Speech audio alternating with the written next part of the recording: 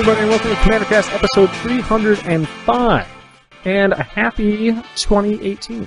So, yeah.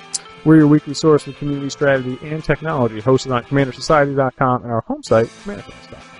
Today, I don't know, polishing off the end of a hangover with me is Adam. Howdy. I do not have a hangover. What we could, I'm speaking future tense, because this is going to come out. I won't be out. No, that's not. Really I probably won't be either, but I'd like to think I would be. So. Back before I had a child and I had a social life, there was a possibility I would have done that. Yeah, fair enough. So I just thought, just let me have this one, Adam. Just fucking let me have it, man. You can have it. Thank you, sir. This week, ladies and gents, we are going to talk. Well, I think we're just on our kick of bad mechanics. And I stand by the word bad because we're talking about Rampage this week. Not Rampage the movie, which is coming out this year now in 2018. Yeah. So I'm not sure why they felt the need to resurrect a 1986 Midway arcade and then put The Rock at the front of it. I do like the fact The Rock's in it. I don't know. Yeah. It's not going to be good, but I'm not going to pay money to go see that. But I feel like if I was holed up in the hospital and I had no way to change the channel, I would watch that movie. Sure. That's damning with faint praise. I don't know if I can get fainter in my praise. So. No, that's pretty, yeah. That's pretty good. And speaking of damning with faint praise, let's talk about some Rampage. After we keep up with the conversation on Facebook and Twitter, and then we'll come right back at you in the community segment with the history of Rampage. Spoilers, it's kind of short.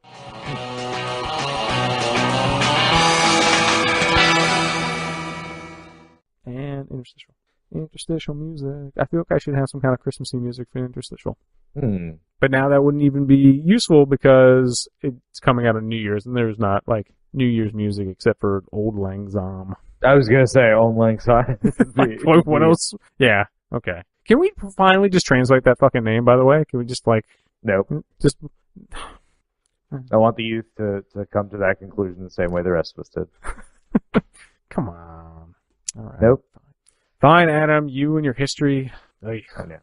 Well, Rampage.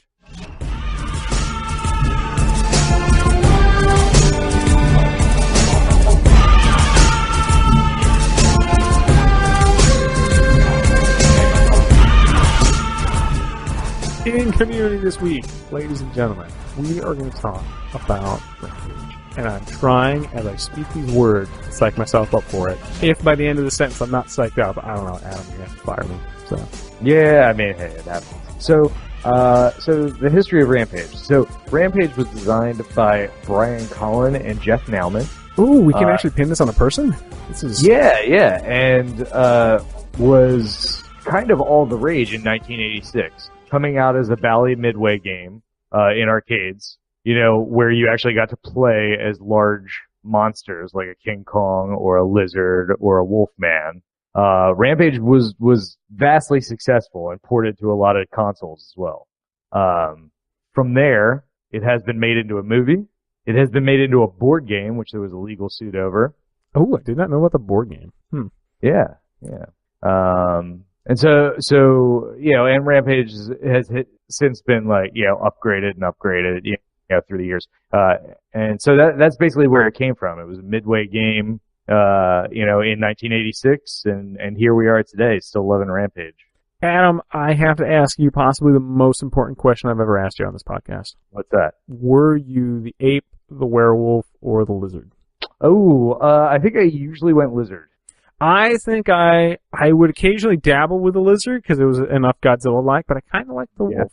I don't know why. The wolf, huh? Yeah, I would dabble with I never used the wolf. I used the lizard primarily, but sometimes the ape. The ape. I was never a big King Kong fan. Fair enough. I just couldn't summon enough give-a-shits in my life to want to ever watch those movies again or really give a shit when the remakes came out. I just don't care. So, in fact, when I saw the trailer for the new Rampage movie, I thought they were remaking Mighty Joe Young at first. I'm like, oh, are we going that route? And then honestly, it looked a little bit like it.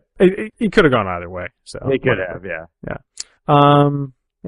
I think I lost more money to Rampage when I was a kid than I'm trying to think if it was Rampage or Street Fighter 2. No, That's Street Fighter for me. Yeah, it might have been a toss-up.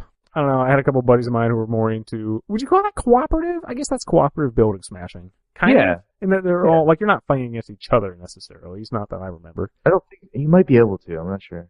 I also don't remember. This isn't making for fantastic radio. No. So yeah, that's about all there is to say about that game. Good deal. I'm glad we were on a Magic podcast for that. Yeah. Oh, we weren't talking about the game Rampage. Oh, Magic Rampage? Adam, I see what you did there. You see. I see what you did It took you a while to kind of come into to fall into my trap. But yeah. So anyway, Rampage, the Magic mechanic, has a very short history. It's typically aligned with Naya.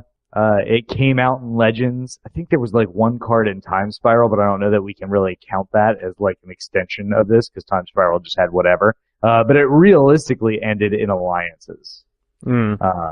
Yeah. One could argue that it shouldn't even have made it that long, but yeah. Yeah. I mean, I honestly think that it is a mechanic that could easily be reprinted now. I like how we've neatly staked out our side of the line on these things. Yeah. Like Adam is definitely pro banding, pro Rampage, pro flanking. I am consistently on the other side of that. So hear me out on this one. So the reason why I say that is because Rampage, which let me read what it does first. So a creature has like Rampage N. So some number. Whenever this creature becomes blocked, it gets +N until end of turn for each creature blocking it beyond the first. All right. So the pitfalls that I see with Rampage are this. If a creature has Rampage and no like trample, then they just block it with one. Yeah, they just chump block it or use a kill spell on it. So it's not great in that scenario. If it has something like trample, or specifically trample, then it almost basically just says this creature's unblockable. Okay. Yeah, or some form of evasion, because people aren't going to want to throw things in front of it at that point to try and kill it. Typically speaking, if they just have something that trumps it, obviously they'll block. But so that I think is the failing with it. Is it really like almost shifts into two different modes, neither of which are amazing. But I think that that's the flaw in the design. However, it's not a weak mechanic. I think its biggest weakness is that there weren't many cards printed with it, and people simply didn't get much of a chance to play with it. I can go with you on that one. I think Rampage kind of takes it in the teeth because like you said, there's not a lot of support for it. The stuff that is printed on it usually has other drawbacks. Like I played Chromium occasionally in Commander 95 just because it's a big ass fucking metal space dragon. But I don't, and I forget that he has Rampage, Yeah, I mean, creatures were bad back then. Like, Chromium shouldn't have a 3-mana upkeep. And I was actually wrong about my timeline. Mirage was the last Rampage printed card that was in a regular set that wasn't Time Spiral. Wow. Okay, then.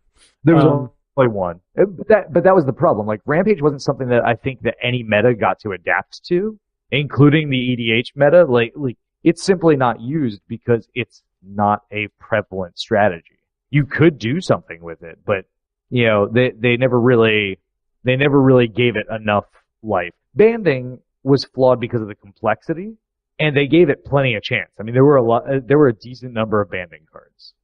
Like I totally remember every limited format back then I had banding cards. That's very true. Yeah, it was rare to see Rampage on anything. Right. I think the only thing I really remembered on besides Chromium was like Craw Giant. Right, Craw Giant was the second biggest one. It's not my favorite of them, but I did like playing with Craw Giant. Yeah, like none of them are really good, Right. I mean, you look at Tika's Dragon, you're like, oh fuck, I don't want to pay that. Like just no. Like there's just no reason to. Unless you're going for something like that. To get back to your intro for a second though, I thought I could have sworn the place you were going with the pitfalls of Rampage was that Pitfall took place in the jungle and there wouldn't be anything for the creatures to destroy. So that's no. Sorry. But I do like the callback to another random video game. But anyway. So then after you have Rampage, you have what can be called, and I have seen called, New Rampage, which is effectively Rampage without the keywording. So there are some creatures that effectively have the same type of ability. They just don't bother. They just don't bother with the keyword, and also it's not like it's different from Rampage in most cases in that it's not creatures blocking it beyond the first. It's just number of creatures blocking it. So Mhm. so you get the bonus even for the first creature. And you know, I think that's one of my big problems with Rampage too, is because you have to have multiple people, and yeah. I'm not gonna say it's rare to have double blocks in EDH, but I feel like the quality of the creatures is so high nowadays that I rarely have. It's either like they get through or they get stopped, you know, or like a combat trick takes it out. Exactly. I mean, that's the problem with the mechanic. So I mean, it is weak in that respect. Yeah.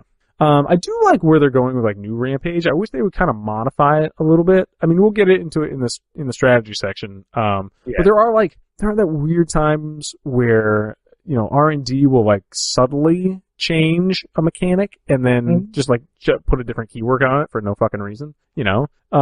Which bothers me. Like, I wish they would just kind of retool some stuff and then Oracle text it away. Like, it would make it way easier. That's one way to do it, but then you have to change a lot. Like, you have to change the comprehensive rules, you have to change all the Oracle text, and I don't like the trend that they've been going through of like over-oracling things, so like, the words on the card are not what something does. You know, for like newer or like casual players, they're gonna read the words that are on the card. You know, that's the first problem. So you just take my advice in life and just don't read the cards. You know, just play them because you like the art, or they look pretty, or they have a neat little symbol on them. You know, so I mean that's why I play Ice Cauldron, right? I'm not reading all that. What the fuck? You think I have a half an hour? True. Jesus Christ. So let's talk about the rules, which are actually very simple for this. Like I said, this is kind of the opposite end of the spectrum from banding, whereas banding I think was actually kind of like, to a certain degree, like well designed, very flavorful, like that kind of thing, but super complex, and that's why it didn't really do anything. This is super simple, but it maybe had some poor design choices going on in it, like the Beyond the First and things like that. I think that's what kills it. I think if it was just like every if it number was new Rampage, then I think it would work fine. Yeah, I agree. All right. So yeah, let's work down some rules. So the rules are covered in 702.22 of the comprehensive rules. And the first rule, A, is basically just what I read before. Rampage N means whenever this creature becomes blocked, it gets +N until end of turn for each creature blocking it beyond the first. Done. B is the Rampage bonus is calculated once per combat. When the triggered ability resolves, adding or removing blockers later in combat won't change the bonus. So, for example, if somebody blocks your guy, the Rampage trigger happens, okay, and then if they maze their guy or, you know, blink it or something like that, it doesn't matter. The Rampage bonus has already been calculated. So that's static after that point. C says if a creature has multiple instances of Rampage, each triggers separately. Which again, that's a pretty cool thing to know. If there were more cards that gave incidental Rampage, which there are not. I was gonna say there aren't any instants or sorcerers that do it, right? There are, but the only one. So one of them gives, I think, new Rampage. There's a couple that give new Rampage. There might be one that's Rampage, but it's not keyworded. There's one that is Rampage and is keyworded, but I think it has a stipulation of it only gives the Rampage if the creature does not already have Rampage. Oh, fuck that. So it doesn't stack it. Yeah. So there's nothing that actually like causes this unless you have like a necrotic ooze type situation, like something that like steals abilities off of creatures in some way. Yeah, I mean you'd have to go through some hoops to do it. But yeah, I suppose you could.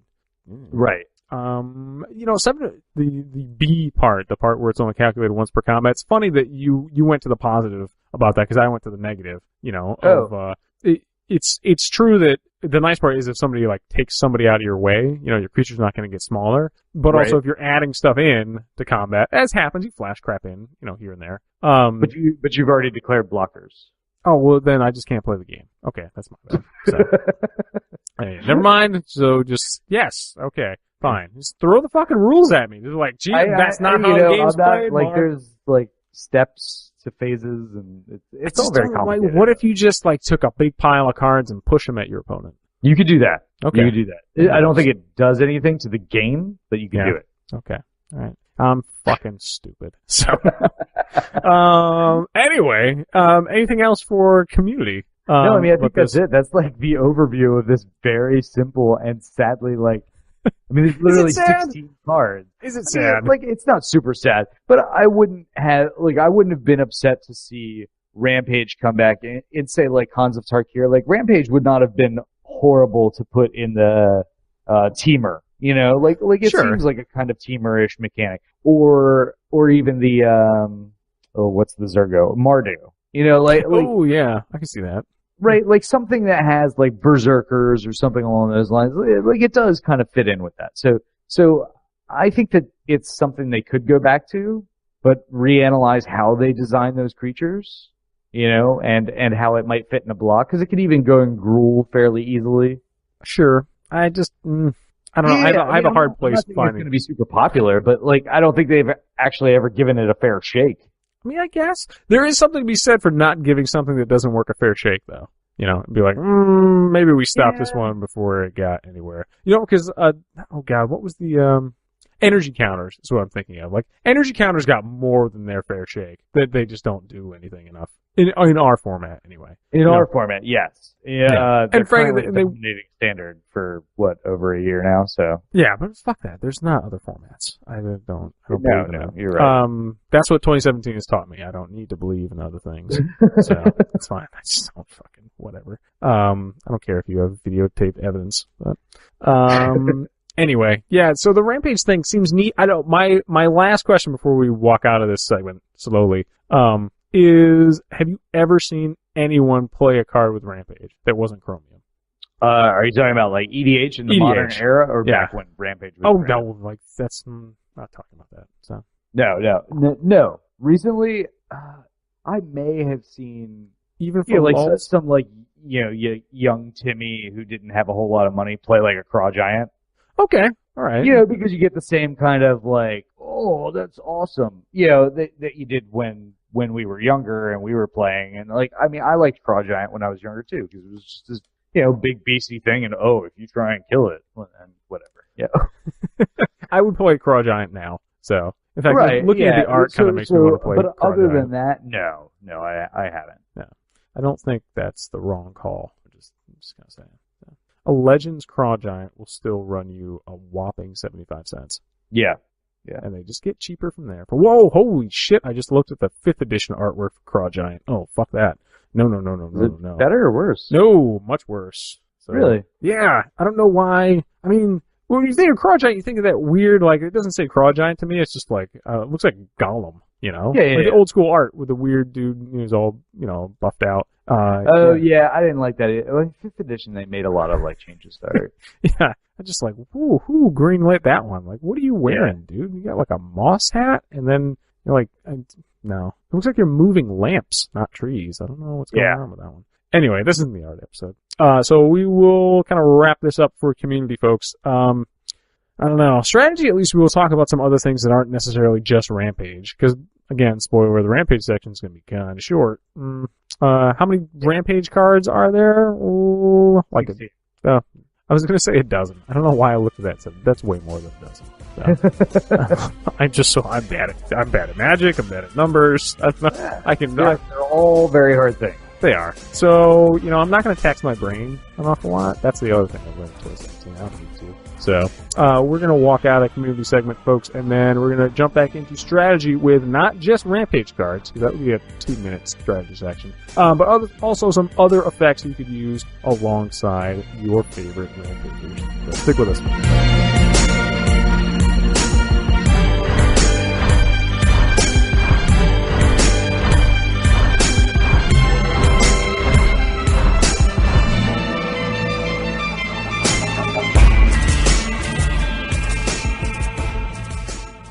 Rampagers would be the plural on that. Yeah. Well, Rampage isn't really a noun. It's true. I mean, but if you're going to refer to a group of people like that, I'm not saying like, yes, that's how you conjugate the verb, but. Yeah, I mean, I guess a group of Rampagers. Rampaging. I always hear it as like the gerund, like the rampaging assault of something, or rampaging barbarians or something. Right. I don't know. I don't care enough about the question I even asked, so I should just let that one go.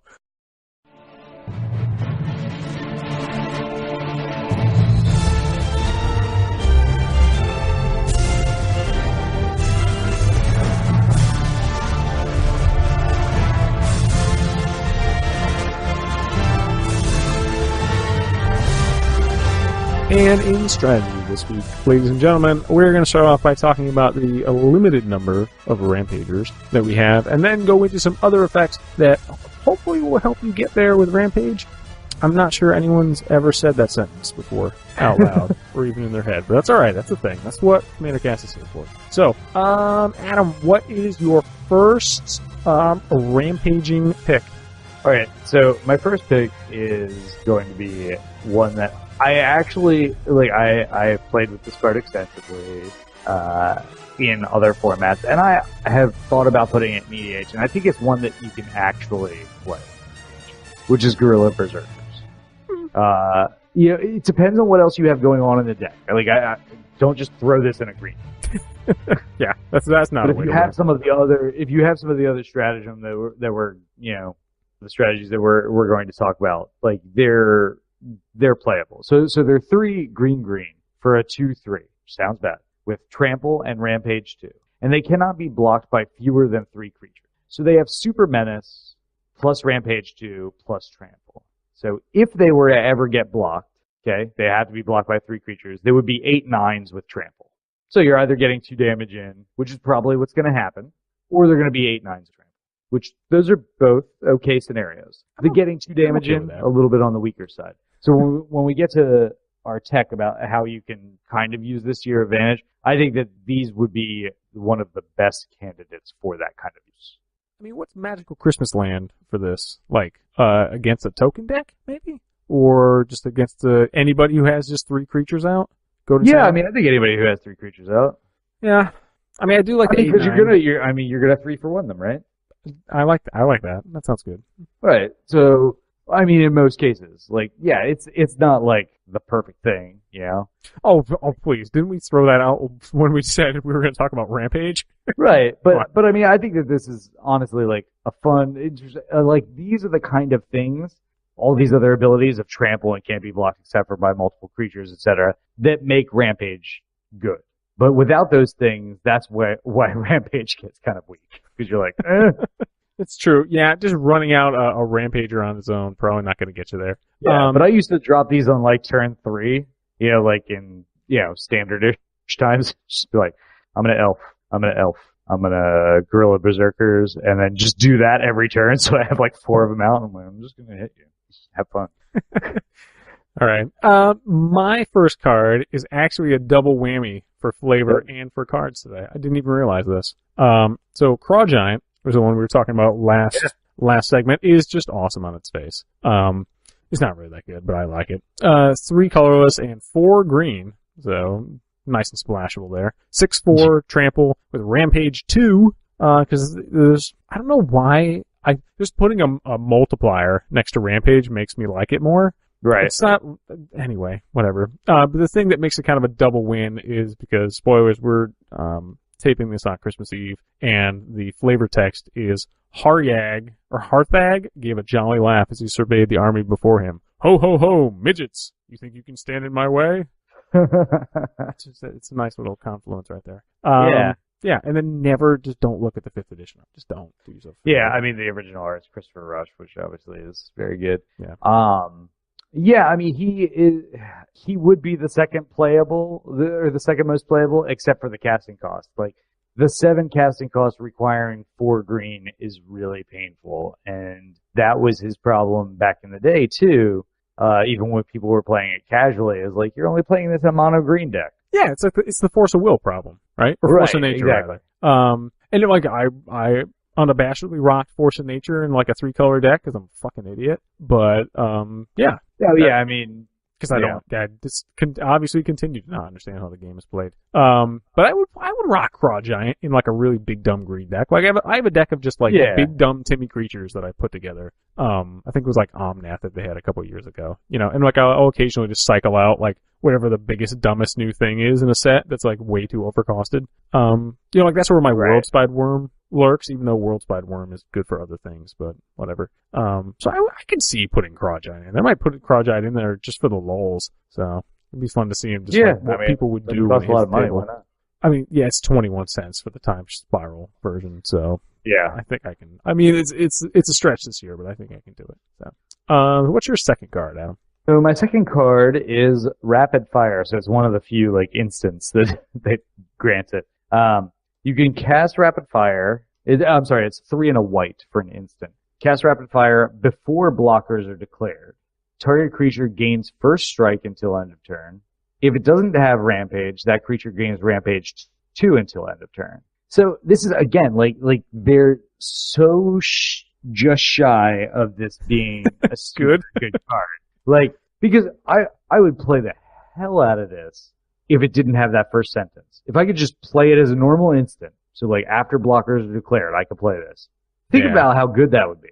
Cool. How would that work with the rules, though? Like, since you have to do, like, don't the rules say I have to read my own fucking show notes? Don't the rules say it's calculated only once per combat when the triggered ability resolves? So, well, I guess you could. Does that conflict with like? Yeah, it does because it's calculated. Yeah, it's calculated. Well, hold on. Rampage is a triggered ability when this creature becomes blocked. Right. So they block. So you attack priority, so you can cast Rapid Fire then. After blocks have happened, the trigger's already on the stack. So the trigger for Rampage is on the stack. I guess because Rampage is calculated upon trigger, not upon resolution.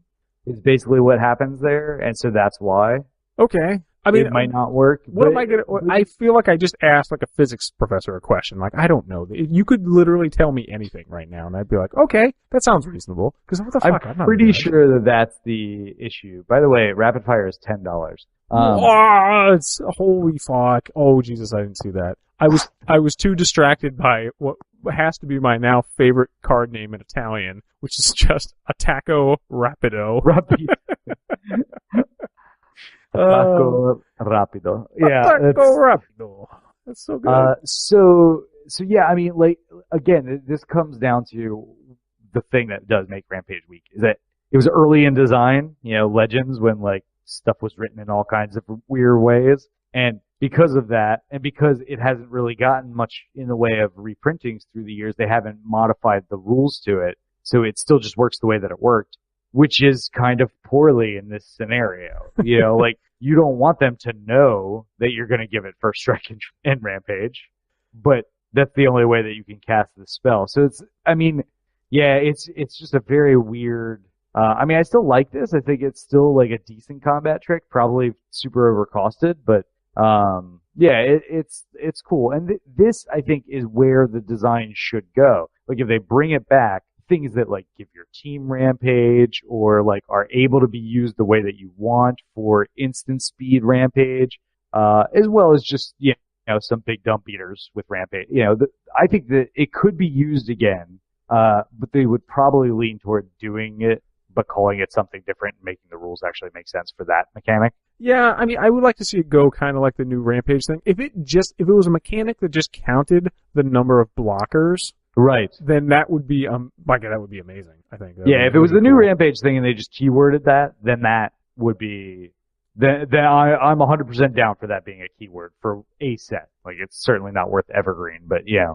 Right, yeah, but I mean, I can see it like, I don't know, if you're gonna come back to, whenever they come back to Dominaria, I'm not convinced they're gonna bring back new or old keywords, but I would really like them to do that. I think that's something. Yeah, I mean, I would want them to too. They're not going to. Don't trample over all my dreams. I'm rampaging on. But anyway. So Rapid Fire. That's the thing. Probably overcosted. Well, definitely overcosted in both senses. In the cost of physical money and in mana. So. Like, Jesus Christ, I can't believe that thing costs $10. So what is your next card, sir? Oh, baby. My next card is my favorite card to pronounce in all of Magic, and I'm gonna fuck this one up. So the closest I can get is Hunding Jornarson. So, I don't want to be corrected. I just want to. Sounds right to me. I want to assume that's how it happens, because that's how it came out of my mouth. So, Hunding Jornarson is a bad card I love, because I don't know what the fuck's going on with the art. I know that dude needs to go see a dentist like yesterday. But the rest of it, and it's one of those awesome legends. And I say awesome in the exact, I'm using the word awesome like teenagers use the word literally, in the exact opposite meaning of the word. Because all it has, it's a 5/4 for 6, with Rampage 1, and just a block of flavor text that means nothing. Yeah. So. Did you notice that his first name is not capitalized? Yeah. I didn't know if that was like I've noticed that in certain sets. They changed that. I've seen that in other sets. I want to say, in the old Typeface, that happened a couple times. Right. Which is weird. And, like, I thought maybe it was just a thing. Because it does kind of make it look like Nunding Jornerson instead of Hunding Jornerson. Which is probably why they changed it. Not that anyone gives a shit. I understand the whole dentistry thing, but, I mean, as terrifying a sight, Hunding was a charming companion. I mean, sure. I can't tell if he's got like a white ponytail or if he's got just like a towel stuffed down the back of his shirt. What do you think? No, I was just reading the flavor text. Oh, I know, but it's no idea. It's a weird card, especially for Azorius. Yeah. Oh, that's the other thing too. You know, like the weird gold legends are just like, what fucking color is that? Oh, you don't know what the fucking color pie is. That's right. But whatever. I don't know. Hunding Jorgensen seems like if I ever saw that pop off at a table, I would immediately like scoop to that guy. Or girl, whoever it is. Because I would just be like, whatever you're doing. I don't. Yes, like you're just gonna do something fucking degenerate and hideous. So, and there's plenty to do in Azorius. So I would not. I'd watch someone else play that game, but I would not play that game. What is your final Rampage card, Adam?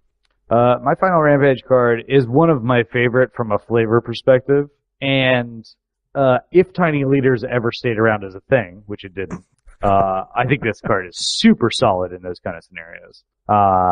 So it is Varchild's War Riders. It's fun to say. A human warrior 3/4 for 1 and a red. Okay. So far, that sounds good. It has trample and rampage 1. It also has cumulative upkeep. The cumulative upkeep is you put a survivor token into play under target player's control. Treat this token as a 1/1 red creature. Now there are some uses of this, and some very easy ways like Pyrohemia and stuff like that to just wipe out little 1/1s. And so who cares? You got a cheap 3/4. In our format, probably too weak because 3/4 for, even though it's for 2, is not that great. I mean, I have to say, every time I see this card, I want to buy this card. Not for Rampage. Not fucking at all for Rampage. But like, I don't know, my little primate fucking deck builder brain, like sees all those death triggers, and I'm like, there's a way I could exploit the shit out of that. Right, exactly. I actually think that this is potentially a useful card. Now, I don't know what the build is, and I don't know, it's a whole whopping $2 because it is a rare. Yeah, well, it makes it probably one of the most valuable cards out of Alliances. So. Yeah, other than Force of Will. Don't throw facts at me, all right? Don't go there. Jesus Christ. Yeah. How did I forget that fucking Force of Will in Alliances? That one's worth a few dollars. Why do I host a podcast? I know fucking nothing. Oh, jeez, this was so bad for my ego today. This is not how I envisioned starting off 2018. But I really like this card. I have always liked this card. I did play it back in the day in just a red deck wins kind of scenario because you can just, have your little 1/1s, I'll Pyroclasm or something like that and then just still, swing in. So, but in EDH, I don't think it really makes a huge enough impact unless you can figure out a way to manipulate those creatures you're giving away. In which case, it might actually be a pretty sweet piece of tech. You know what I can see this in? I've always kind of wanted to do like a Mardu Warriors or a Mardu Human build. That would, you'd have to do something with black to exploit the death triggers, because that's what you want out of this. But like a 3/4 for 2? Yeah. With trample? That's pretty good for if you're playing if you're just playing like a straight, aggro, that's pretty good in EDH. Tell me you can't, manipulate that to get that dude out on turn 1, and then turn 2, you got a 3/4 trampler. Yeah. I mean, yeah, sure, whatever. Which isn't bad. I mean, you could probably manipulate this to use with Oath of Druids or something like that, where they always have more creatures than you, so you just get to put free stuff out. Well, that's cool. All right, yeah, you could do like a little Naya build like that. Yeah. Right. Yeah. So, I mean, it's an interesting card. I think that this this actually has the most potential for being good because of the weird other synergies, mostly just because of the cumulative upkeep, not really because of the Rampage. But it's a nice added bonus if they try to chump block with a whole bunch of the 1/1s, you know. Yeah, I mean, that's the thing. Like, when I was thinking of that scenario of using it for aggro, right? I would always think of, I mean, I didn't read the whole card in my head, or I didn't factor in Rampage, because who the fuck factors in Rampage? Because I'm like, oh, okay, well, that 3/4 ends up being like a 2/3. You know, I'm like, oh, wait, no, it doesn't. Because, well, it kind of does, because it's Rampage, but you're probably going to give them more. Like, after the first time, you probably get through, I guess, because they'll probably start double blocking you with the dudes you give. This actually might be my favorite Rampage card. Yeah, it's not bad. Yeah. Also, Varchild's War Riders, tell me that doesn't sound like a 70s fucking cover band. That's yeah, absolutely. So I mean, like I said, the flavor is just awesome. Like, they're gonna come through your town, they're gonna wreck stuff, they're gonna leave maybe a few survivors who might try to fight them off, but it's just gonna make them angrier. Yeah, it does have like a weird Game of Thrones thing going on. Yeah. I do love they make survivor tokens. I know. That's just pretty dope. If we ever do like the rando tokens episode, because you know that's happening at some point. Yeah. Man, Varchild's War Riders. That's it. I gotta go buy me this card. It's $2. Like, I've spent $2 on not Wars. much, yeah. So, yeah, that's wicked cool. All right. Adam, you pulled me around, not on this mechanic, but at least on Varchild's War Riders. So, yeah. I mean, that's fair.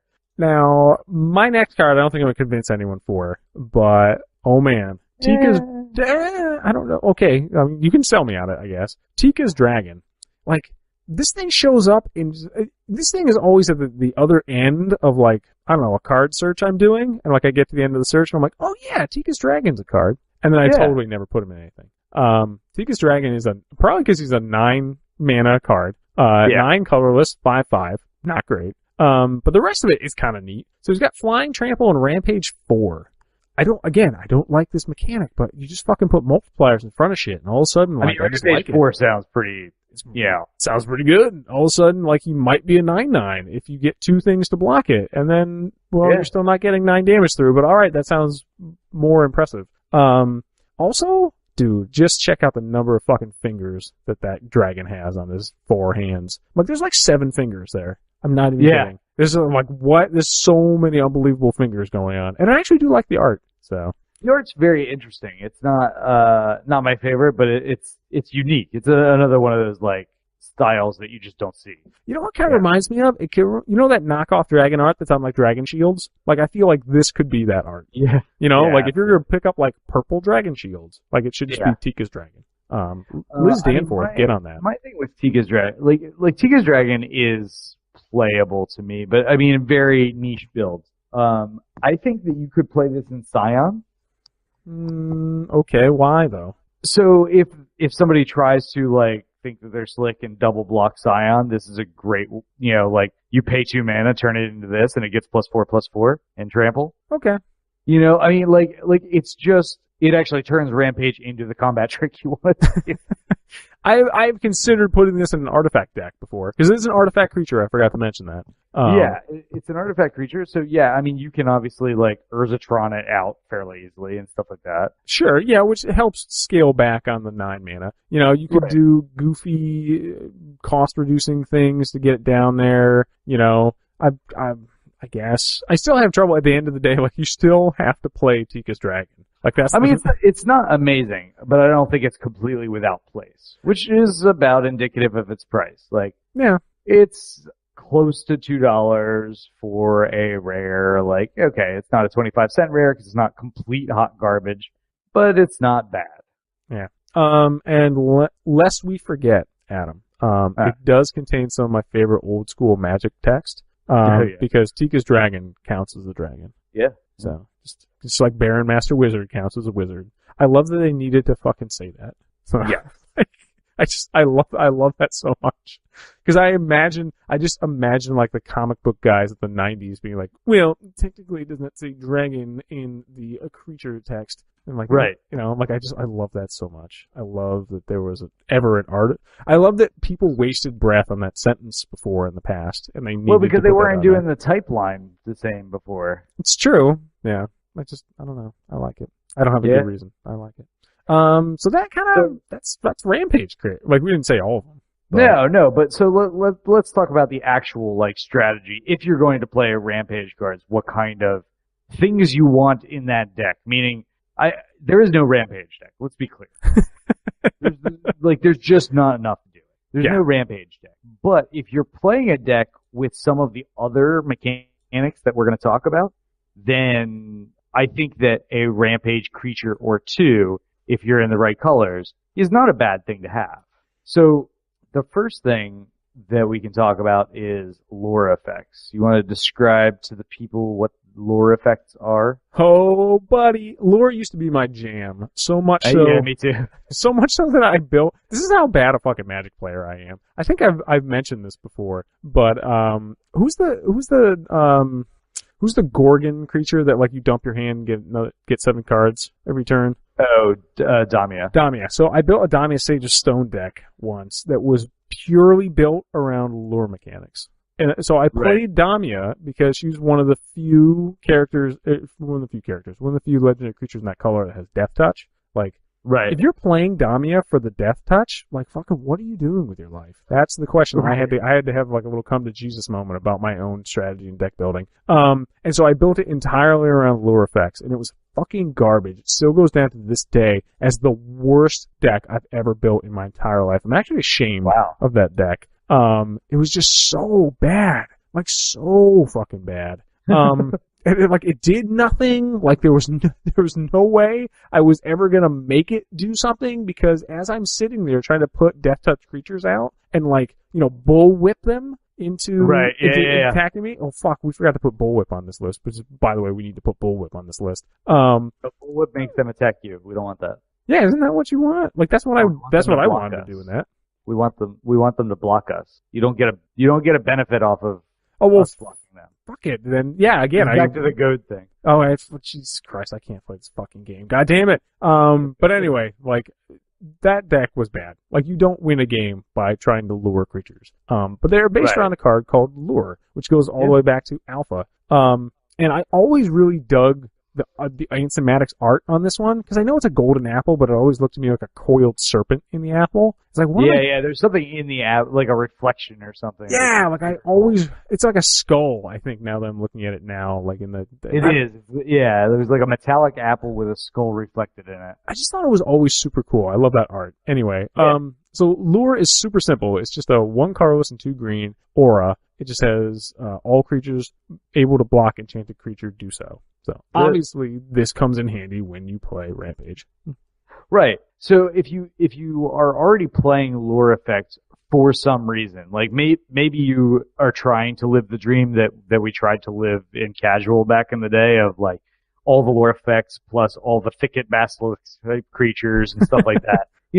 Throwing a Rampage creature in there makes perfect sense, because it's another good outlet for lore, because you're going to make, something like a Tika's Dragon is always going to be swinging as like a 16/16 or something like that, So yeah, I mean, lore effects obviously work very well with Rampage, and I think that's why they didn't print a ton of them, was because they were kind of fond of the lore effects, and I think they wanted to keep maybe doing that. But they're like, if you put that on Rampage, then just combat is always ugly. Like, okay. Yeah, it's not good. So, but I mean, it's an enchant creature. Like, I feel like that's a barrier that they could have gotten over. Enchantments are pretty easy to get rid of. Yeah. So lore effects. So what is your first lore effect you would like to talk about, Mark? So mine, because I can't get enough of really shitty equipment, is Nemesis Mask. Another one, I really dig the art on this one too. I don't know why. Like, it's just a weird skull with horns on a dude who's obviously not thrilled to be wearing it. So my question was, because I wasn't playing back then, nor do I know much about the lore. I'm wondering if there was if this was actually a visage of some nemesis to that block or something. You know what I mean? Like, it was actually... Like it was a thing in Darksteel or something? Which is where this card... Yeah, exactly. Yeah, I mean, I'm wondering if it has some deeper meaning. I don't know. Or if it's just an ugly mask kind of thing. Yeah, I mean, it wouldn't make me want to punch this guy just because he's wearing that mask. Right, exactly. I'd probably pull him aside and be like, dude, I don't know. It's like Halloween was fucking months ago. You can take it off now. Right. But But anyway, Nemesis Mask, 3 colorless artifact equipment. All creatures able to block equipped creature do so, and it has equip cost of 3. So, Yep. Pretty simple. Kind of does what's on the box, you know. Yeah. I kind of like it. Like I played it in that deck. It was one of the better cards in that deck, but that's not saying much. I mean, it's not a bad effect to have. Like the thing that people, because a lot of people see this, and I think this is why this mechanic is not printed all that often. People see this mechanic and they're like, well, so that creature's gonna die. Yes. Yeah. But literally everything else you have gets through. Yeah. So I'm good with that. Like, yeah, like you throw this one in front of the basically bus. says sacrifice a creature, all your creatures are unblockable until end. Yeah, and if you ever have any kind of funky, like, give everybody death touch mechanics, like, Yeah. that totally works too. Then it blows out their board. Right, exactly. So no, I mean, I actually kind of like these effects. I think they're better in limited. Oh, yeah, for sure. But I think you could definitely, like, work with them in EDH. And something reusable like this that you can just re-equip to another, like, you know, dork. Like, oh, okay, I'm at 10 mana. I'll equip this to my Land of War elves and swing. And then I'll swing with everything else at you. You know? Right. Yeah, definitely. I mean, that's the thing that really puts it over the top for me, because a lot of these lure effects, just like lure itself, they're too fragile. They're too one shot, and then you're done, and then you invested something. Even though this does cost 3 to equip, and you're probably gonna be paying that several times. Like, right. Come on, it's EDH. Like, there's a way to cheat equip cost, you know? Yeah. But, yeah. So, what is your first card, Adam? So my next one is Indrik Umbra. For 4, a green and a white, you get an enchant creature aura that says enchant creature has +4/+4 and has first strike, and all creatures able to block it do so, and it has totem armor. Nice. Yeah, I mean, like, you put this on some kind of rampaging creature, and you already made it bigger. You gave it first strike, which works great with Rampage. You made it so it's not really going to die, even if they kill it. And all of their stuff has to block it. Pretty decent value. It is a 6 mana enchantment, which that's a lot to eat when Frozen Grip exists. You know what I mean? Like, yep. It's a good way to get blown out if they have it. But otherwise, I mean, this is a fun, big effect. I think that if you're building a deck that has lore effects in it, like, this definitely goes in there. It's a nice big splashy Timmy thing that you can put on top of, you know, your Thicket Basilisks and stuff like that, and your Tika's Dragon or Vorchild's Raiders. That'd be awesome. That would be yeah, huge. actually, that would be really good. Yeah. So yeah, I mean, that's the upshot of that. So what is your next one? So my next one is the second half of a fuse card. Armed and Dangerous, specifically the Dangerous side. The armed side is kind of neat. It's just 1 colorless and a red. Target creature gets +1/+1 and gains double strike until end of turn. Nothing special. The Dangerous side is 3 colorless and a green. All creatures able to block target creature this turn do so. So that's pretty sweet. Like, obviously I would want, just like most fuse cards, like you would want to, if you can, like, make sure you double up on that. Sure. Cast both halves. But, you know, yeah, that's not like secret tech. But, yeah, like, I kind of like this. Again, expensive, like, 4 mana, and then, like, 6 mana for both. Instant speed really would have helped here, because especially for the armed side, more so than the dangerous side. Yeah, I hear that too. I forgot to mention it was a sorcery, so. Yeah. Which which is a shame, because it would be really good if it was instant. Yeah, definitely. Like, it would justify the cost too. You know, right. Even if it was a 6 mana instant like that, like, you could totally see that getting through. Like, the sorcery just. Ugh. But I mean, I guess because it makes it complicated timing wise for people who don't know what they're doing. Yeah, like, because if somebody's like, oh, I'm gonna instant speed play this after you declare blockers. Okay, Dangerous doesn't do anything at that point. Arms does, but Dangerous does. And so, like, having 2 different speed spells on the same card would throw people off, I think. Sure. I don't know. I'm not real sympathetic to that line. Like, when banding exists in this game, I'm not real sympathetic to that's too complicated argument. That's just me being cranky. So. Yeah. So what's your second one, Adam? So my second one is Miraculous. You know where I'm going with that? Yes, those weren't the words I was expecting to come out of your mouth. So I'm like, I was all ready to be like, yeah, it's cool. Like, I really dig that card too. I'm like, huh? Okay. But yeah. So, Revenge of the Hunted. It is 4 green for a sorcery that says until end of turn, target creature gets +6/+6 and gains trample, and all creatures able to block it this turn do so. And then it has Miracle for 1 green. So good if you ever pull that off. This is the most like Magical Christmas Land of Magical Christmas Land ones. It really is. I mean, like that's the problem with this card because I mean it's sorcery speed, so you're not like sneaking up on anybody. But again, it makes sense that it's sorcery speed because of the blocking thing. But +6/+6 trample and all of their stuff has to block. Again, put that on a Rampager and it gets even better because now it has trample and they're not going to want to block it, but they're going to have to block it and your stuff's going to get bigger. All for potentially 1 green. The downside of that is Jesus paying 6 for this.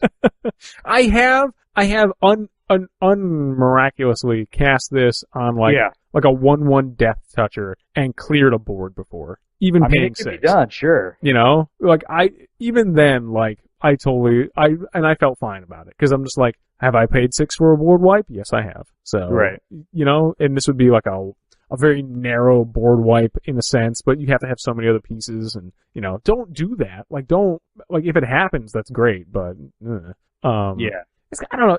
It's neat. I have a hard time justifying it in any deck, and I'm just mad that it was a rare. So, yeah. I mean, at Uncommon, like, you probably see it in Limited a lot more, which is where it would really shine. Yeah.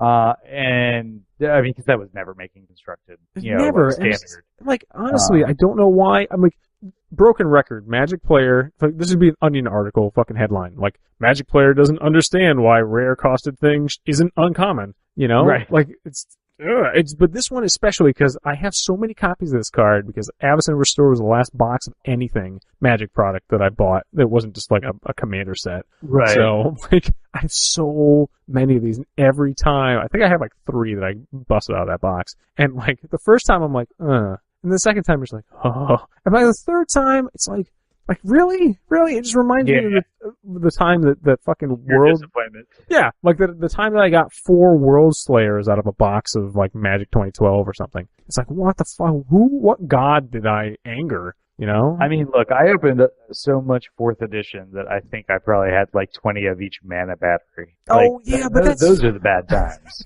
Yeah, but there weren't any alternatives though. Like, you open those and you're like, I guess the batteries are playable. No, they're not. No, they weren't even playable when 4th edition was a thing. They were always fucking terrible. But you didn't know any better, Adam. So we had other options, goddammit.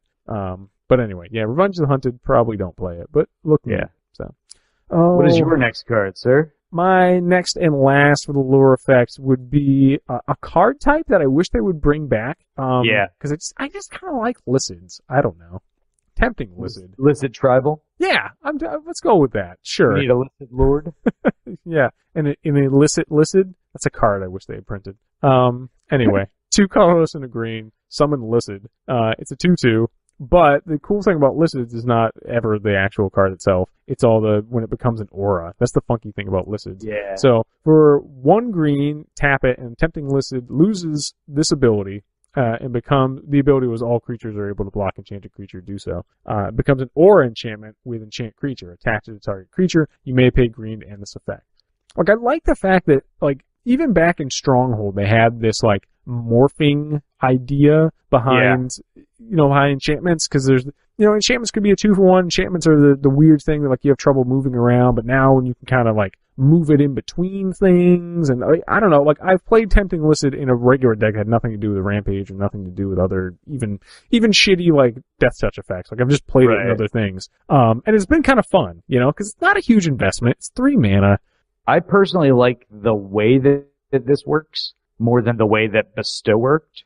Oh, okay. But I like the flavor less. Like, Bestow made sense. But, if you think about it, these are like, what are the Bestow things? They're like, they're enchantment creatures, so they're like some kind of spirit or like deified being. So like, if they were able to be their own corporeal selves, but then enchant something, like, I feel like they should be able to move back and forth. Like, you have been chosen. I will change from a unicorn into a unicorn spirit that's enchanting you. Yeah. So I like mechanically the way that this works better. But because you don't feel bad about playing them early either. You know, with the bestow ones, you're like, oh, well, I just miss out on my chance to bestow. Mm-hmm. Yeah. So, and, I don't know. Yeah, I don't have a whole lot of places to go with this, except that like I like the little, you know, the transforming nature of Lycids. Like, and I kind of wish that cards would kind of do that more. Like, I like, you know, that weird transmogrification. You know, you can just like move card types and all of a sudden they become other card types. Like, I just kind of like that. Yeah. But hey, whatever. What do I know? So what's your? Actually, no, we have one more. Yeah. So what's your last one, Adam? My last one is Roar of Challenge. Fairly new card, actually. Roar of Challenge is a sorcery for 2 and a green that says all creatures able to block target creature this turn do so. And then it has Ferocious. That creature gains indestructible until end of turn if you control a creature with power 4 or greater. I like this. Yeah. I mean, good way to turn a Death Toucher into a board wipe. Yep. And make him indestructible if he's got a little power. Yeah, if it's a high enough power, then it's indestructible. Also, just a good way to force a, you know, killing 3 of their creatures or whatever, you know, because you get to distribute the damage however you want when they block, unless they have banding. Yeah, you're right. Because that's a thing that'll come up often. You're like, oh shit, let me check for banding. Hey, it's something to be aware of. Sure, yeah, it's a thing. So yeah, I mean, I think this is an actual like playable card. Yeah, depending on what you have going on in your deck, this is definitely playable, and it goes very well if you are wanting to include some Rampagers and Death Touchers and stuff like that in there. Sure, yeah, that works.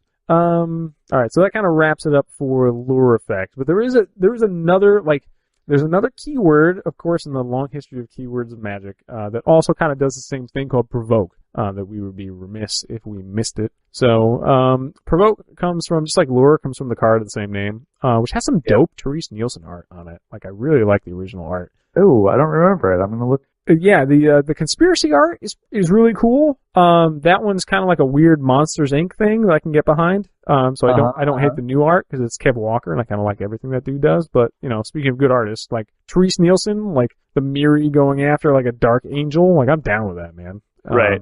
So provoke is, and it's got the right cost too. And finally, it's something instant speed. So it's 1 colorless and a green, instant, untap target creature you don't control. That creature blocks this turn if able, draw a card.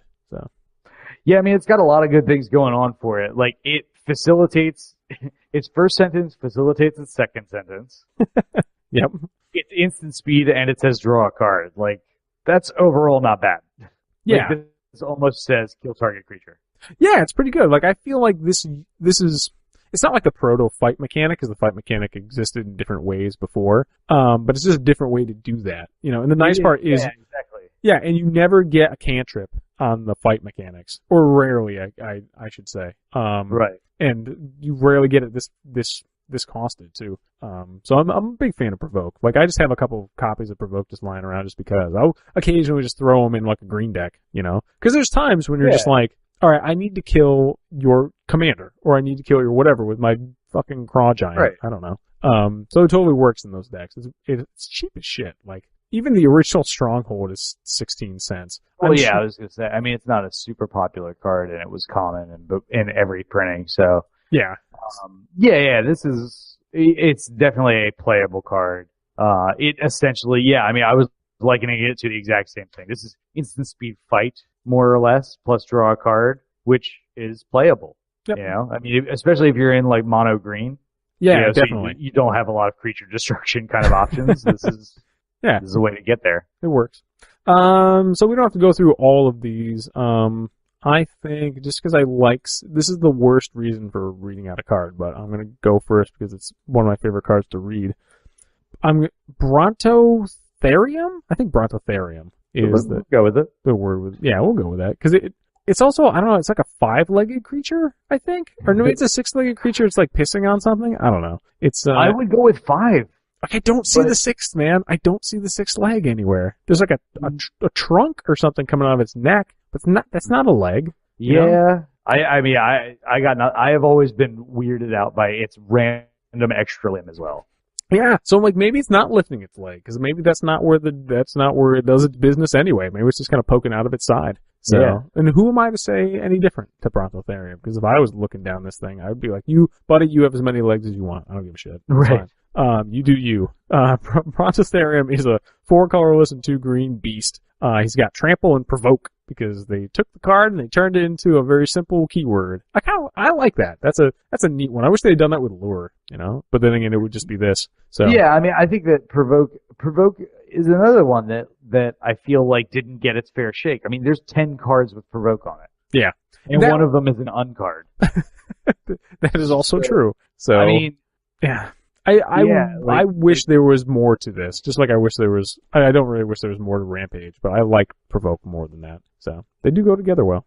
Yeah, I think that this, I mean, these work very well with something like rapid fire, where you're like able to give it Rampage. Doesn't matter whether or not,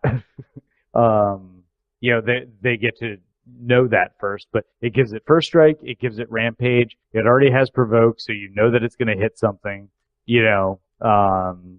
mean, I think that's where something like rapid fire or some of the new Rampage things, have like instant speed things also. So yeah, I like it. Yeah, I mean, if I didn't say it before, provoke the keyword is just whenever this creature attacks, you may have target creature defending player controls, untap and block it if able. Yep.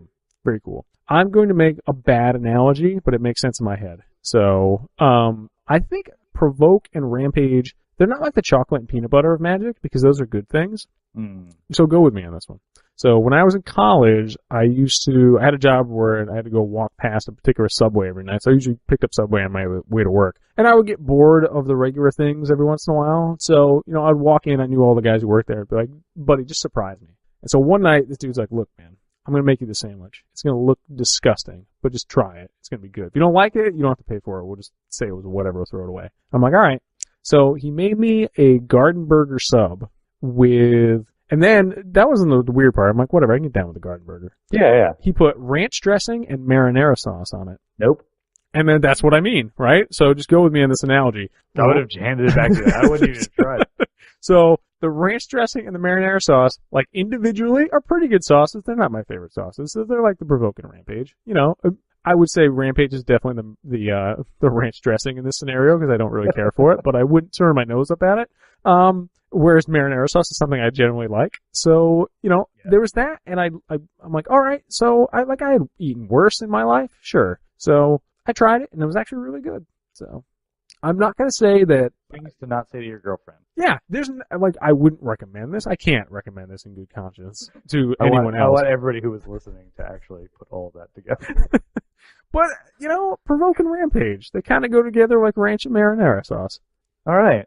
Yeah, so what's your first card, Adam? They all just have provoke. Like, there's nothing else to talk about here. Yeah, there's really no variations of power, toughness, and casting cost. How about this? Okay, how about Hunter Sliver gives all your creatures provoke? So that's a thing. The rest are kind of fucking whatever. Vanilla creatures with provoke. Mm-hmm. Yeah, no. Yeah. I mean, talk about a misuse of a mechanic. Fine. Like, provoke is not bad. I think it's horrendously overcosted. Yeah. But this is back in a time, I don't remember what block that is, but it is in a time when creatures were significantly worse. Was this Onslaught era, right? Yeah, I guess, this is Legions that Brontotherium was in. Legions, yeah. And then, Legions for Hunter Sliver too. Yeah, so like that's in the creature block. Yeah. Go fig. In the creature block, creatures were kind of shit.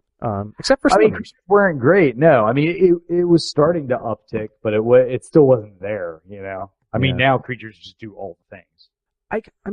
I feel like there's a place for Hunter Sliver, right? Like, yes, Sliver decks.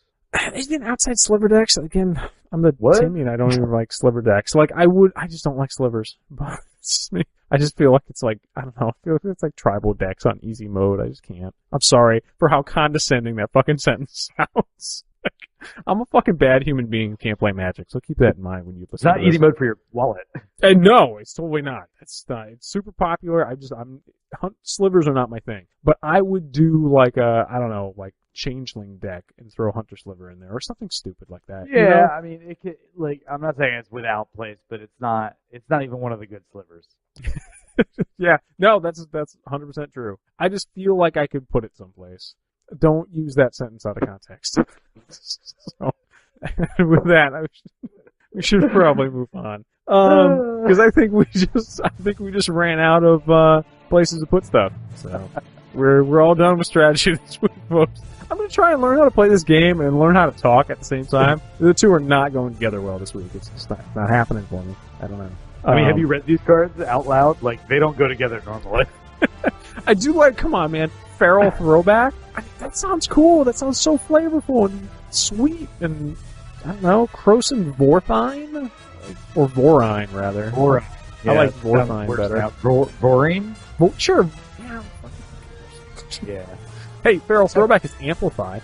Yeah. Technology segment? Yeah, technology it is.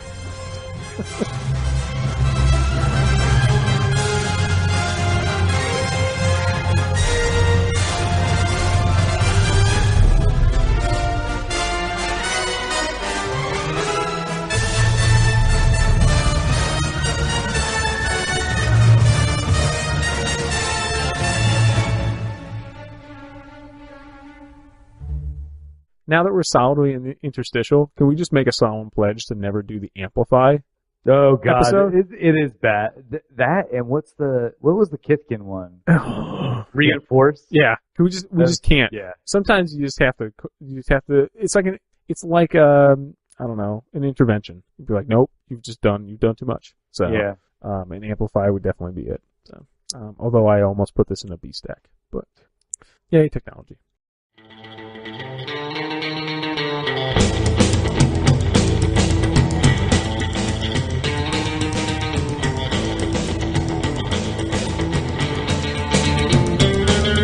And wrapping up the Rampaging, I don't know, I was going to make a pun on Rampaging Kalos and it fucking died in my mouth, Adam. So, wrapping up the Rampage technology this week, we're going to talk about New Rampage, which isn't technically Rampage, but it's still kind of Rampage. And it's better than Rampage.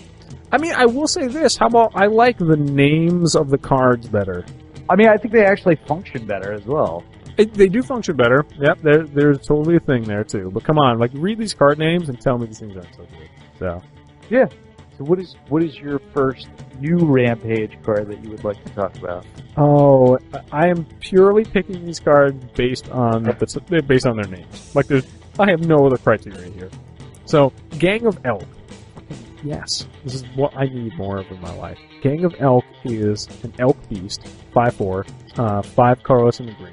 I don't need more 6 mana 5/4s in my life, but whenever Gang of Elk gets blocked, it gets +2/+2 until end of turn for each creature blocked. Yeah. And we say that's a new mechanic, but like Gang of Elk is from Urza's Legacy. Yeah, it is old. So it's like a new old mechanic, I guess. Well, it's new by comparison to Rampage, because Rampage had stopped being printed by this time. It's true, I guess. Yeah, that's the thing. I don't know. So maybe at the time it was called New Rampage. Yeah, sure. Yeah, we'll do that. I don't know.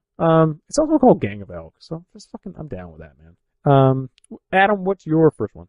My first one is going to be Barreling Attack. Ooh. So Barreling Attack is an instant for 2 red. Says target creature gains trample until end of turn. That creature gets +1/+1 until end of turn for each creature that blocks it. So this does work the way that you want the instant speed Rampage to work, in that it doesn't have to worry about just, the after the first thing. And as creatures get added to blocking it, this continues to go up, because each creature that blocks it, you get +1/+1 for. So you can do this exactly when you want to do it. It's like someone fixed Rampage. Right. I like that. I'm good with that. So yeah, I mean, and it gives them trample all in one. So like, I think that this is actually not a bad combat trick in general. It costs 4. This would be, I would absolutely advocate for it if it was 2 and a red. So it's a little tighter at 4, but, yeah, I mean, I think you could totally play this. Yeah, okay. Let me see, what's my second one? Alright, look, I'm not gonna read these cards out, but the fucking names are the best. So, you got Pygmy Troll, Rabid Elephant, Rabid Wolverines. Like, yeah. Yes, man. I mean, these cards are kind of Rabid Elephant, like, I assume that elephants can get rabies, but I didn't know. I do know that elephant has like a fucking, it's got like a, would you call that a mullet if that's going all the way down to his back? He's got like a ginger mullet going on. I don't know.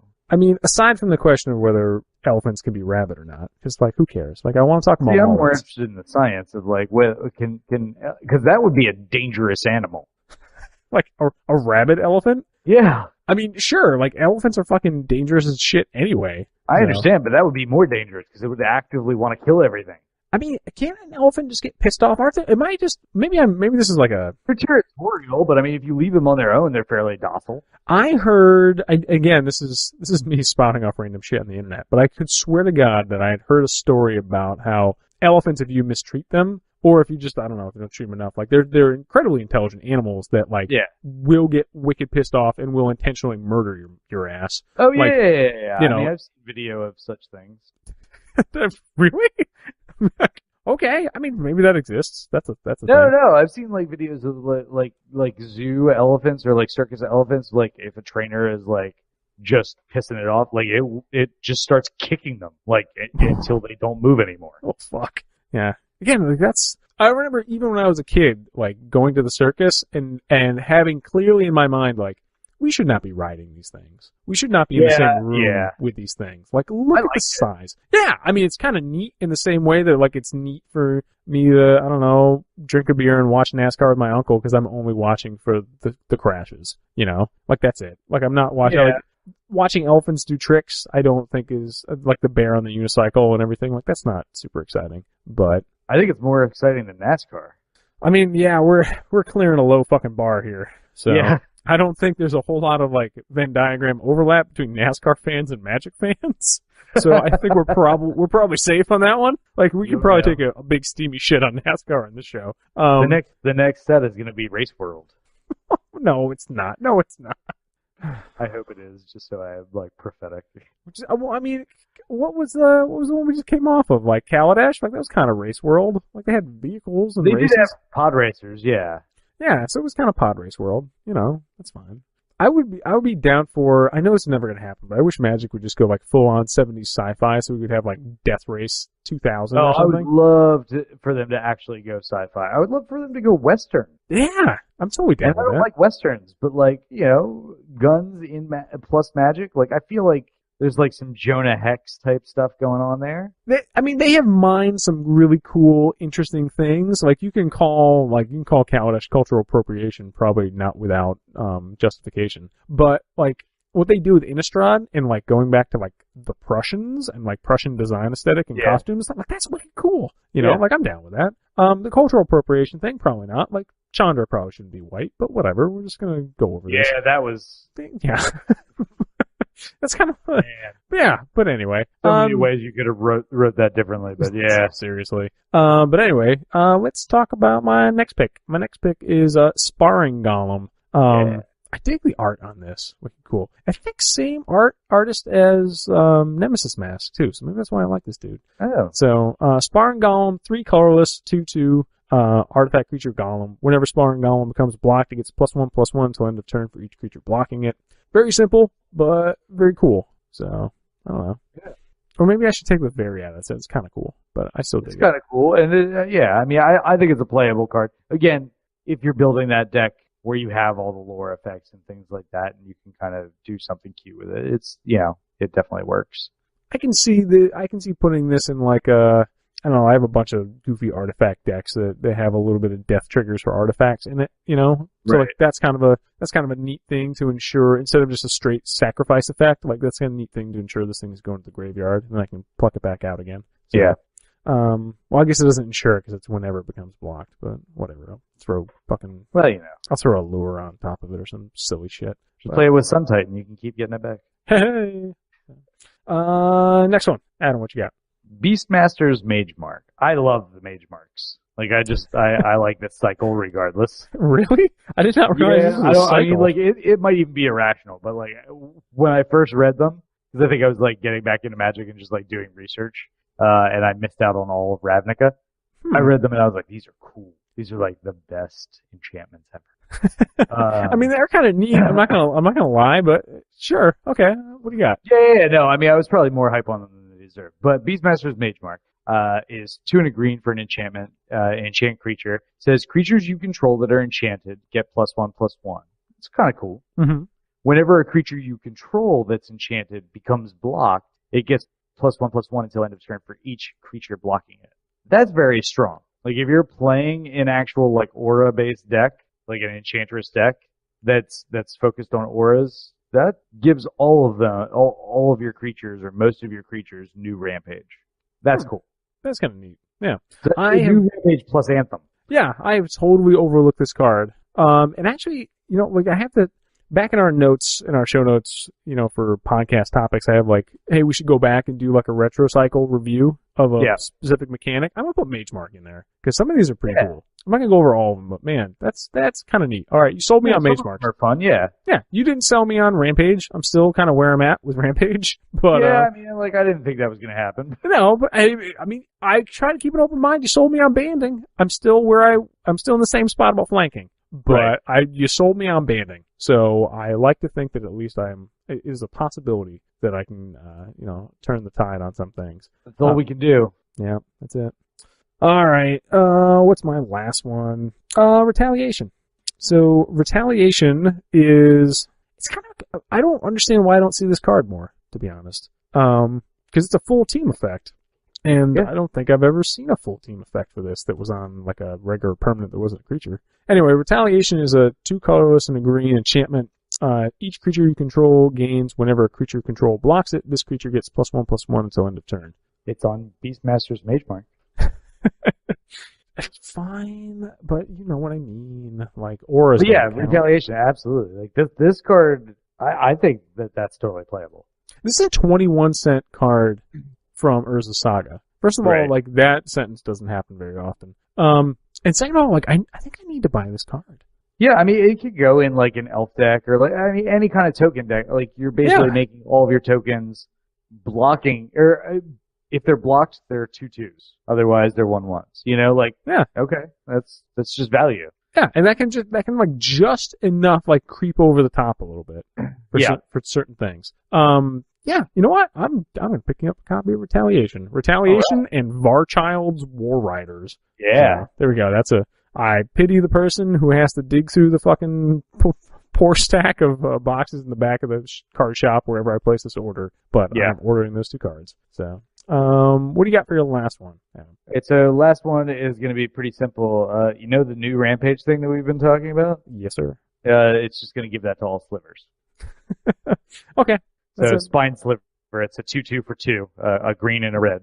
Just a green and a red, not 2 and a green and a red. So green, red, sliver, 2/2 that gives all of them new Rampage. I think that's perfectly reasonable. It's probably one of the cheaper slivers. Yeah, it's 25 cents. So I mean, if you're really into building the sliver deck can get stupid expensive. This is definitely a budget option for making them bigger. Yeah. Yeah. It's not, It's not great, but I mean, it gives it to all your slivers, so they're all attacking as potentially bigger than they were. Kind of acts like a muscle sliver if they get blocked. So how come you hated Hunter Sliver? Wasn't Hunter Sliver gives them all provoke? That was the lure one, right? Yeah, no, it gives them all provoke. Yeah. Wouldn't you just play both? What if you could play both? I mean, yeah, you could play both. I mean, the provoke is because I don't necessarily want them to block, but if they block, I want my guys to be bigger. Oh. So provoke makes them block it. Yes. That's what provoke does. Yeah. You could pick though. Yeah. That's a thing. Yeah, I'm just not. I've never been a fan of I like the idea of it, and I hate it in execution. I mean, it's fair. It's not very good. Maybe that's why you don't like it. It might have something to do with it. That's whatever. It's a mitigating factor at the very least. Yeah. Well, I think that pretty much sums it up. We can go on Rampage. Yeah. I do have to say, I mean, one of these days, and sometime soon, we will get into the art episode, and I just have 2 quick shout-outs for art, because I don't think I've ever seen Ian Miller do anything else besides these 2 cards, but Barreling Attack and Horrible Hordes. Yeah. Ian Miller had quite a few pieces in, I don't know if it was just Mirage or if it was Mirage Block, but there were definitely a decent number, because he also did Righteous War.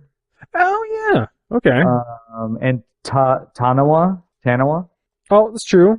I mean, yeah. So I mean, in Mirage, definitely he had there were probably close to a dozen Ian Miller cards. Oh, he did one of the old Ankh of Mishras that I really like. Oh, really? Now that I did not know. Yeah, he did, was it the sixth edition Ankh of Mishra. I don't know if that was in something else. Yes. I didn't like that only because I failed to see the Ankh. I don't need to see the Ankh. I don't need more Ankhs in my life, Adam. I'm just saying it's called Ankh of Mishra. Look, what I need is weird Mad Max fucking, I don't know what the shit that is. On it? Yeah, I need Mad Max Moonbase. Like, that's what I need. I don't need an Ankh. I know what an Ankh is. That's not exciting. Yeah. But anyway. So that pretty much wraps up the Rampage episode. This was a strangely muted conversation for a Rampage topic, but we were being ironic the whole time. Yeah, we're more to tell you how it works. Yeah. You think she still has a career? I mean, I think she still has money. I mean, I would hope so. I don't know. That's the more important part. And she doesn't strike me as like a MC Hammer, like gave it all away, and then now or someone took advantage of her, and now she has to do like, God, what did I see MC Hammer doing? I think he was doing like 3M commercials last time I saw him.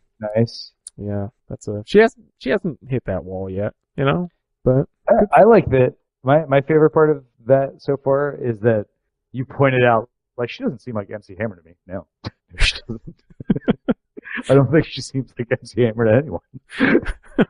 I mean, come on. They were two artists who recorded in a mutual period. It's not like I'm comparing around the same time period? Yeah, man. It was like the 90s. Like after he was already done? I time frame of the 90s was very hard for me because I feel like everything all happened between 91 and 93, and I'm usually wrong. I mean, I will say, I know MC Hammer is probably biggest then. I still have the tape of the Addams Family soundtrack that has his single off it. In fact, I don't even think it's the soundtrack. I think it's just that single. So, that might be, I don't know if that was on the way up or the way down. Probably on the way down. Probably on the way down. Yeah, probably. I didn't remember that he did a song for that. Yeah, man. It's not good. I mean, you're not missing anything. I mean, he wasn't that good, but. It's true. Yeah. I mean, I had his album. Like, I'm not trying to like act like I was above it. Like I had. I mean, I just copped to owning the single, so yeah. Right. That's yeah. I mean, there's a lot of things that went wrong in the '90s, but a lot of things went wrong at the same time, which I think is probably why we're I don't know, convoluted at some of these things stack. So it happens. Yeah. Also, Alanis Morissette. I'm sure you probably know this already, but she was on You Can't Do That on television. So, yes. Yeah. I think she peaked there. But that's... Yeah, I mean, Jagged Little Pill was an alright album. It kind of gets lost in, like, the sad albums of the early 90s, to me. Yeah, I mean, it's not like, what was that Sarah McLachlan album? That one was sad. You mean the one they play above, like, the sad puppy things now? So, yeah. No, but the whole album was a little bit like that. Yes, of course, man. That was the album my sister listened to, like, fucking on repeat constantly in the 90s. Like, constantly. Anytime I got in her car in the 90s. Oh, my God, I get it. You're very sad and you're female. I get it. Hey. Anyway. Bringing this back, Ian Miller also did Triangle of War, so he makes him one of the best artists. Yeah, and that was that's a really cool but understated artwork. Like it is. Yeah, that was Vision, so he got some work outside of there. He did do Tanawa. It's akin to like a signet or something like that. Yeah, it's just like this symbol, but like it was just done very well. Yep. But yeah, I kind of like it. Also, for no good reason, like Blighted Shaman is probably another one of those. Like it has like a weird.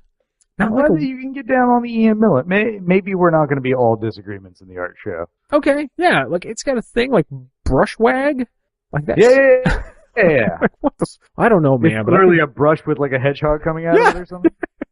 It's like you rolled up your cat in a bush. Like it's exactly like that. Yeah, it's kind of like I can kind of dig this. It's like a spore or something, like a mind spore or something like that. That was like a wall. Yes, Mindbender spores. Yeah, that's what. Yep, that one is just like, what the fuck? That looks like a really bad old school poster from like War of the Worlds. Yeah, I told you, Mirage. He had a lot of pieces in Mirage.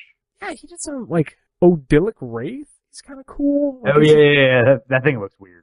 yeah, man. Like, there's so many. You're just like, huh? What? Like, some of the other ones are just kind of like Pearl Dragons. Like, yeah, all right, you drew a dragon. Like, who cares? I mean, I did like Pearl Dragon. Yeah, I like his version of Restless Dead. Not like his version. There's only one version of Restless Dead. Oh yeah. Like, it's kind of cool. That's good. Yeah, like the weird ones, the ones that are like the all red background or goofy shit like that. You know. Yeah, I'm kind of digging it. I don't know. Oh, and he did Rock Basilisk. Man, we should have put the Basilisks in this episode, too. Well, I mean, I mentioned Thicket Basilisk a few times. That's true, I guess. Yeah. You know, it's a Basilisk. I wish they would bring that back, you know? Yeah. Enough Basilisks and magic. But and Cockatrice. yeah, like, I'm down with that. Like, not everything has to just be a beast, you know? Yeah. But hey, whatever. We can't always get what we want. All right, Adam. Well, I think it's about time to put a pin in this. We have gone from Rampage to lure effects to art to Alanis Morissette and MC Hammer back to art. Yeah, that pretty much. I think we covered it. I think we pop cultured and we zeitgeisted. We did. We hit the 90s, which is like, I don't know, take a drink. Right. Yeah. If you're listening at home. So yeah, I think we're good. We should at some point come up with drinking because I feel like there are probably some things that are.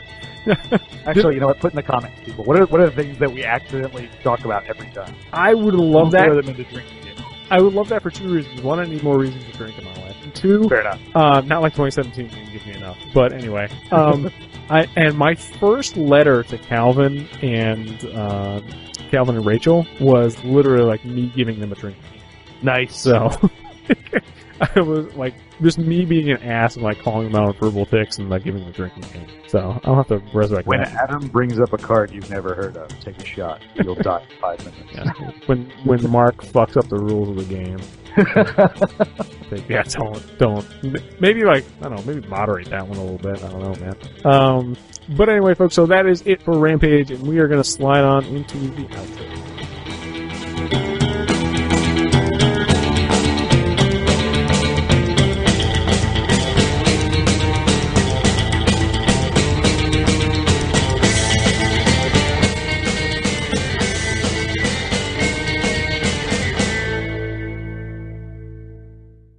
In a very calm and non-rampaging manner. Non-rampagey. Just, we're coming down, you know, we're like, this is like the chill room in the Rage.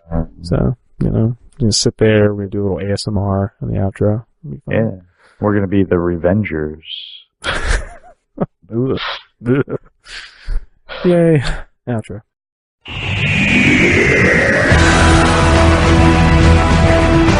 Alright, folks, we have come to the end of another long and winding road through Rampage and back again. And now we've dealt with our anger issues, and so we're good. We're in a good place.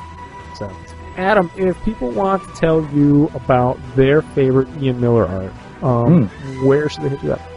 You can hit me up on Twitter at Squire9999 or at the Trinisphere. Nice. Hey, let's see, this would be the first week in January. Should we expect another Trinisphere then? I believe so, and if I'm getting my timing correct, it should be an interview with somebody who hasn't been interviewed but is a huge part of the community. Ooh! I like that. It's a kind of behind-the-scenes person. Ooh, interesting. See, this is what the outro should be used for. Like, interesting, like, tidbits that entice listeners to go listen to things. Yeah. Not like, hey, you remember that Alanis Morissette album? that's not the way to end on a high note. Well, in addition to that, if you want to catch us on Twitch, twitch.tv/the Trinisphere, we have been streaming a little bit more, so, follow us on there and watch us play. Are those Twitch streams, are those going to be logged on the YouTube channel? They're also on the YouTube channel, yeah. Yeah, we stream to YouTube and Twitch, and then it automatically uploads to the... Yeah, right? It's like you guys know how to use technology. I mean, one of us does. The person who's directing it, not me. Okay, well, there we go. That's good. Folks, if you want to blast us out to everybody at CommanderCast, hit us up at CommanderCast@gmail.com or on the Twitters at CommanderCast. And that is about it. You can also hit us up at our CommanderCast Facebook page. And a big thanks to everyone here at the CommanderCast Network. We have been going strong since 2011 and now into 2018, ladies and gents. We are blazing a path into the future. So stick with us. And we will see you guys next week with more community strategy, probably art, actually. Ooh, art. Yeah.